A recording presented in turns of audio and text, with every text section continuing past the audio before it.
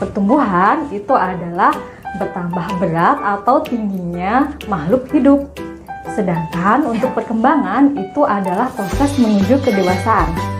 Contoh konkretnya adalah pertumbuhan. Misalkan adik kalian dari 20 kg menjadi 30 kg.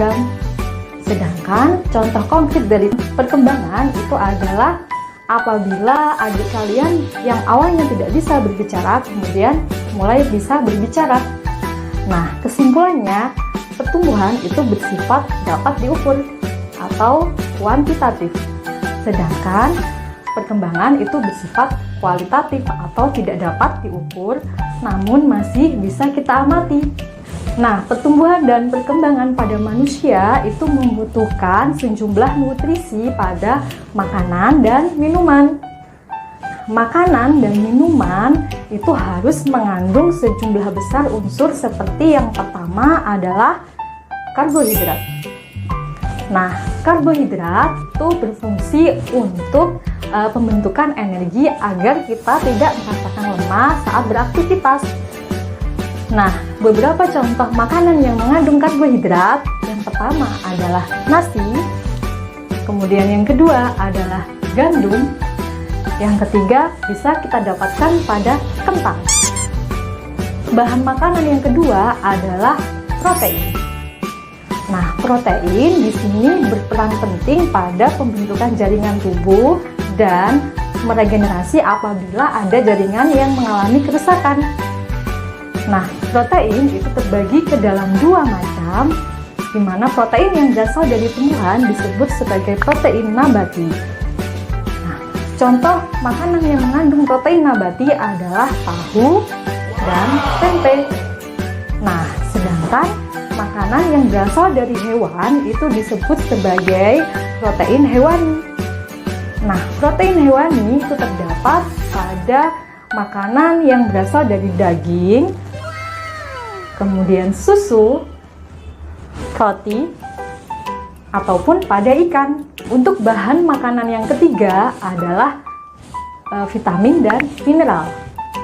Vitamin dan mineral itu berfungsi untuk menjaga kesehatan organ seperti mata maupun organ jaringan lainnya. Vitamin dan mineral itu biasanya terdapat pada sayuran dan buah-buahan. Contoh sayuran dan buah-buahan yang kaya akan vitamin dan mineral yang pertama itu adalah wortel. Wortel itu mengandung banyak sekali vitamin A. Kemudian yang kedua adalah alpukat dan juga pisang. Nah, alpukat dan pisang itu banyak sekali mengandung vitamin B. Nah, yang ketiga itu adalah lemon dan jeruk.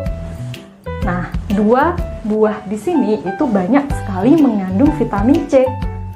Vitamin D itu banyak terdapat pada minuman yaitu susu. Nah, vitamin A itu berfungsi untuk kesehatan mata dan vitamin B itu berfungsi untuk penghasil energi atau pembentukan energi. Vitamin C berfungsi untuk mencegah agar kulit tidak terjadi sariawan.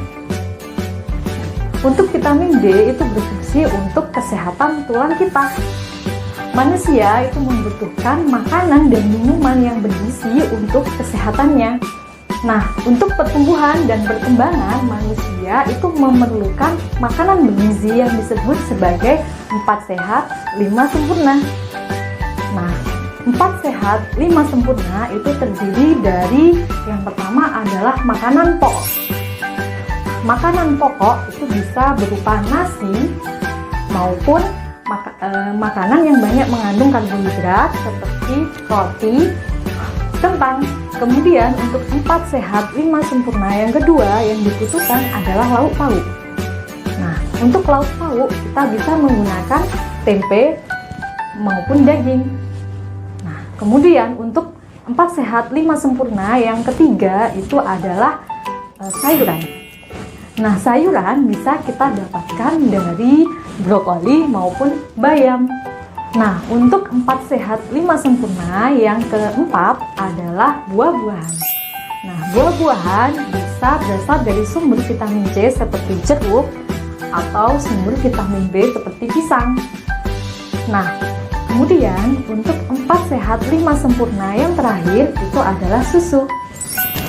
Nah, susu di sini berperan sebagai sumber vitamin D dan banyak sekali mineral serta kalsium yang baik untuk pertumbuhan tulang.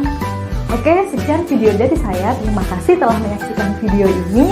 Untuk materi selanjutnya akan kita bahas di video selanjutnya.